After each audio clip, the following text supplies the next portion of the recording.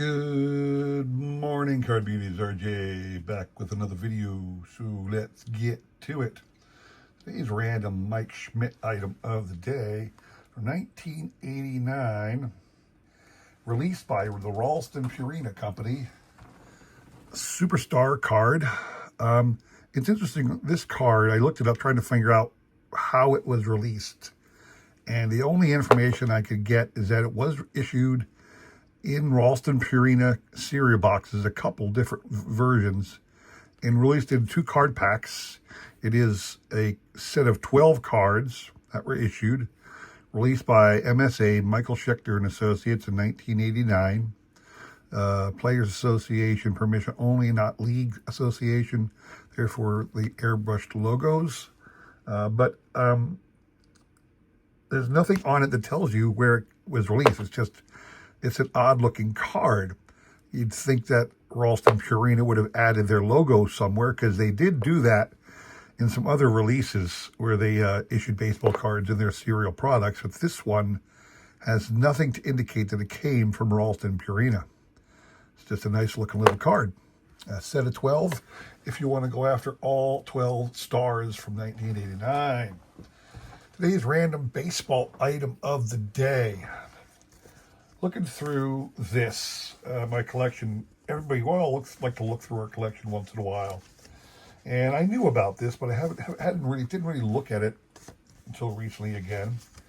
When I was young, 1980, the Phillies won the World Series, and I lived in a certain area, and down the hill, across the little stream from our development, there was a bait and tackle shop, Dave's Sporting Goods Store, and they had arranged for Mr. Bob Boone, the catcher of the Phillies, to appear and sign autographs. And I remember vividly going there.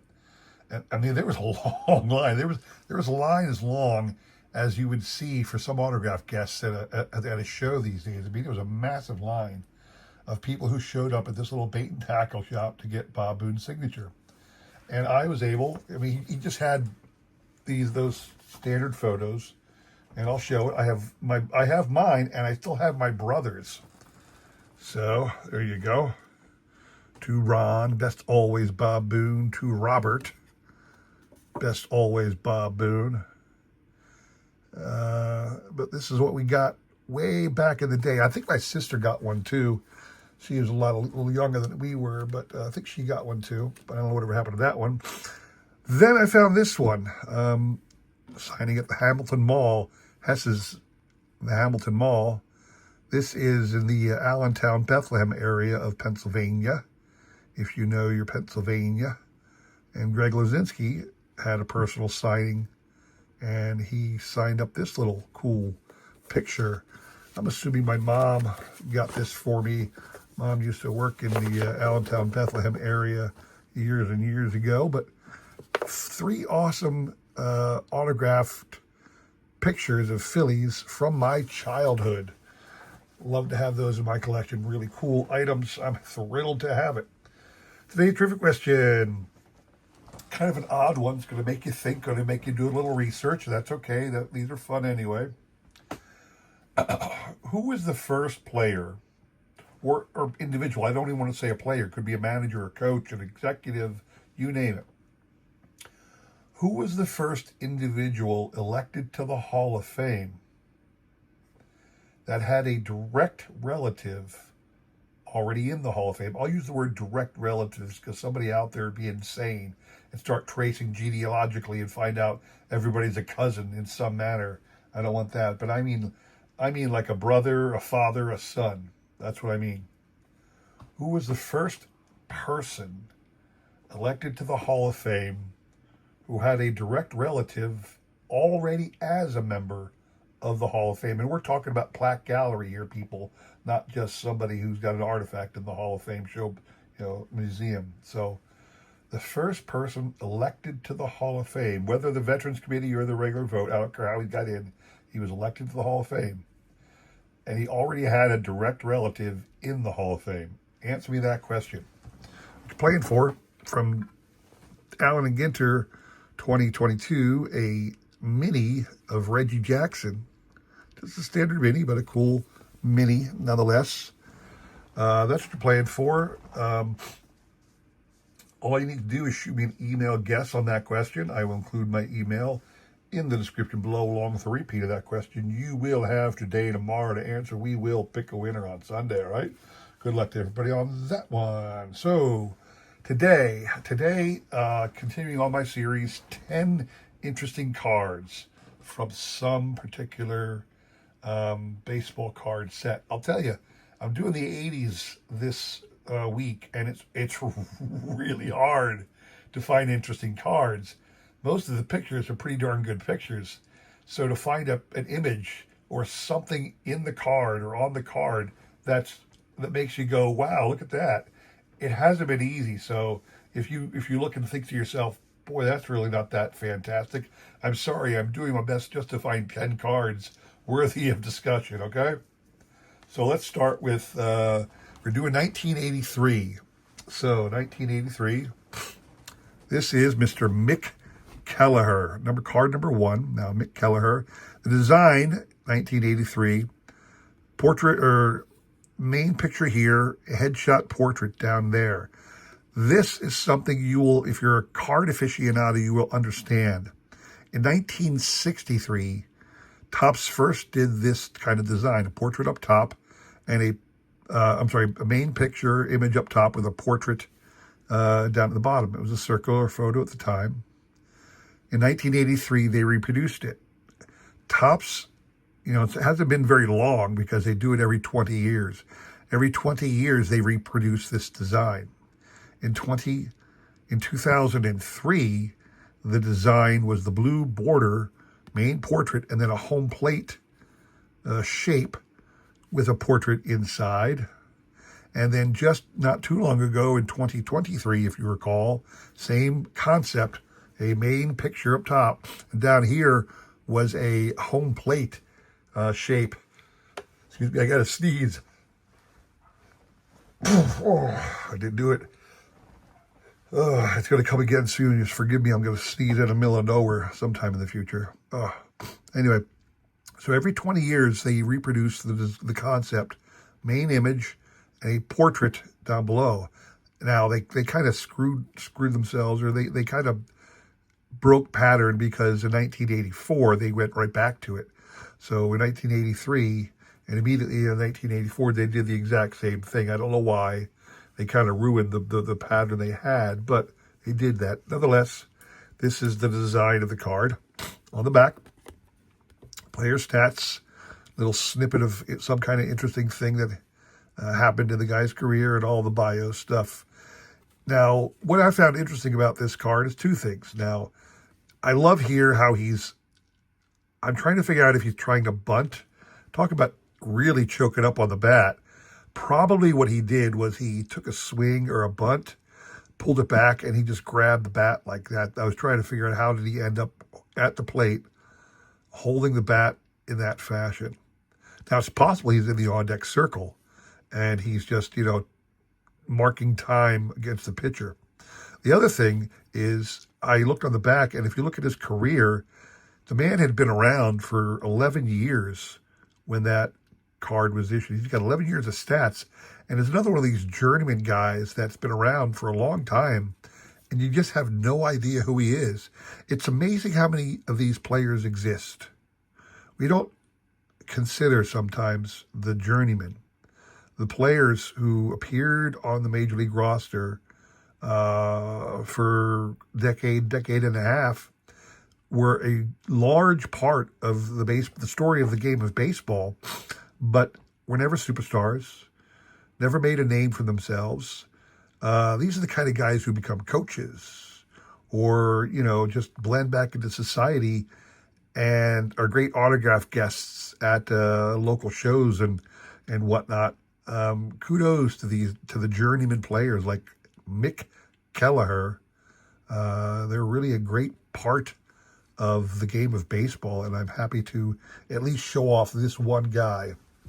Although because of the nature of this, the fact that there aren't many interesting cards I can find, you'll see a couple more interesting people. So, 1983 Topps Dave Bergman. What I love about the picture here is I'm laughing here because it almost looks like he's tripping over the line. Obviously, I think he was trying to get a ground ball that either he did get or went past him, and he's just kind of losing his balance and trying to catch himself. But the way the photographer got the picture, it really looks like he's tripping over the line because you can still see the line in front of his toe. And it's interesting here, I think this is a spring training facility, but there's Melot's retired number in the background, Mr. Dave Bergman. There you go. Another one, very well-known athlete, a near Hall of Famer here, but 1983 Topps Reggie Smith. What I love about this card is, Reggie looks like he's playing first base. You got the chalk line there, okay?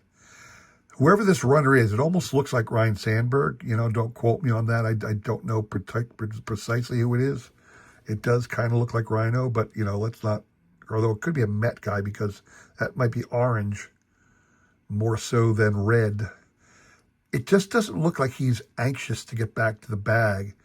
I don't know if the camera caught him mid-stride or something like that. It doesn't look like he's in very much of a hurry to get back to the bag. It's almost like he's strolling there, not like diving. I mean, most guys dive back when there's a throw over unless they're, not too far off the bag. I just thought this was kind of funny. Reggie's ready to catch the ball thrown from the pitcher, and this guy's just kind of lollygagging it back to the bag. Reggie had quite the career by this time. Reggie Smith. This one, 1983 Topps Jerry Remy. Jerry Remy was a veteran player. I think he was still in the middle of a career then. Angels and Red Sox. I love this one because he swung. Look at his legs. It almost looks like he's about to fall down. I mean, neither leg is moving forward, and he's really leaning. And I'm trying to figure out, from a physics standpoint, one leg in front of the other, is he about to move this leg forward and step out of the box? Is this leg supposed to come forward? It really looks like Jerry's about to tumble. You got the cameraman in the background there taking a picture of it, so maybe he knows. I just thought that was an interesting image. And again, I'm struggling for images here, people. Forgive me. 1983 Topps Steve Henderson. I do love the spring training batting cages, the old batting cages with the wheels. I guess that's technically what they still do, how they still bring them out. But no batting helmet. It's like this is a bunting drill or something. And he's in there taking his licks, so to speak. Pop, pop, pop, pop, bunting. No batting helmet. A couple of people standing around, but the cage. I enjoy seeing images like this where you see other things in the background that intrigue you. In this case, seeing the batting cage surrounding it made me smile. This one I couldn't resist. 1983 Topps manager card, Clyde King of the Yankees. You got to look at this guy. Big Coke bottle glasses, hands on hips, got the Yankee stuff on him, big grin. Clyde King is just on top of the world. Somehow, some way, he ended up the manager of the New York Yankees. Lord knows how. Clyde King did manage a couple teams. He was a manager of the Giants for a couple of years, the Braves, and the Yankees. A lot of international league, a lot of minor league experience as well. Got into, what did he get? I'm looking at his major league totals. He won all of 30, he was a pitcher, won all of 32 games and lost 25 in his pitching career. But this, to me, is a great picture because it's just a guy who made it to the Yankees as their manager and is just as happy as a clam. Big grin on his face, big Coke bottle standing there, sticking out the chest, hands on hips, just loving life. as manager of the New York Yankees. Congrats to you, Clyde King. I need to look at Tom Seaver's windup a little bit more because I found this card showing Tom Seaver's windup. So Tom Seaver, 1983 Topps on the Reds. I noticed that his knee, after the follow-through, is pretty much touching the ground on the follow-through. He's really getting low. I guess I need to look back at his stride a little bit more and see if that's really the way he always threw, because I don't know too many pitchers where their knee drags the ground, unless you're some kind of submarine ball guy or something. Maybe I just never noticed it. I found that one to be quite interesting. Tom Seaver dragging the knee. This one, I just like the name. There's a lot of players you could do this with, find other players with their name. I just thought this was interesting because here you got a card of Randy Johnson. 1983 Randy Johnson. Not the same guy, although he kind of looks like Randy Johnson a little bit, I doubt he was 6'11" or anything. Let's see, how tall was Randy Johnson here? 6'1". So he's got a way to go before he can get to the big unit. But I just thought that was kind of cool. Another guy named Randy Johnson. I had shown last week the 1975 Topps card that we all know of Harmon Killebrew signing autographs, and I couldn't recall too many other cards where people are pictured on the cards signing autograph for kids. And lo and behold, I found one here, 1983 Topps, Al Williams. Now, it is conceivable that's not what he's doing, but what I see there is a card there and a pen in the background. I see him as signing for some kid up on the wall above him here. That's what I see. And I thought that was interesting. He's got a glove under his arm there. So he's either warming up in the bullpen or just came out. I imagine it's more spring training than anything. But I found that was kind of interesting.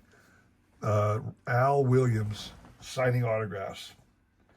This one I just don't understand. Now, talk more about another player that is a veteran player that I never heard of. So I mentioned talking about this guy once before because here's a card of a guy named Chris Spear. Now, Chris Spear, if you look on the back, started in 1971. Chris Spear has cards all the way up through the late 1980s. And he played regularly. I mean, it wasn't like he was a utility player. In my life, never heard of Chris Spear. To this day, he's only some guy on a card. I don't ever remember anybody saying Chris Spear this, Chris Spear that. Chris Spear was an all-star. Chris Spear was a home run champion. He led the league in this. He led the league of that. The man was just always in the game. And again, not a scrub. I mean, the man played 156 games for the Expos and Giants, 157 games for the Giants in 71. The man was a regular. And I've got no frickin' clue in my history of remembrances remembering Chris Spear. But that's not what got me. Here is somebody, I'm not sure what Thomas this is, last name of Thomas. Chris Spear's already got the ball. So it must be a spring training game because of the background. But Thomas is diving back to second base. Wow. Chris Spear got the ball right in front of his gut. Why was he diving? The only thing I can think of is that the pitcher turned or maybe it was a catcher. The guy got too far off of the base and the catcher quick threw down. I don't know. But usually this is when the pitcher turned and they tried to nab him. And maybe the pitcher threw as soon as the pitcher turned, he dove back. And the ball just happened to be right there where Chris could grab it. I mean, this guy's out by a mile. You don't even need to see it. Chris has the ball on his gut already, and he's, miles away from that base. I just thought that was a great image because this guy got nailed, and I don't even know why he's diving. Again, it must have been instinctive the moment he saw the pitcher turned that was his reaction. But again, I just thought it's crazy to me, again, that Chris Spear is a veteran of 20-some seasons of baseball, and I swear I never heard the guy once talked about in a baseball game. No postseason information. I never heard of the man, but he was a long-time baseball player. Anyway, again, it's hard. It's getting harder to find interesting cards. I don't know why. You know, the card companies, I guess, didn't make many mistakes anymore. They didn't have any crazy photos. 1983 was a great set. A lot of great action photos. A lot of great images.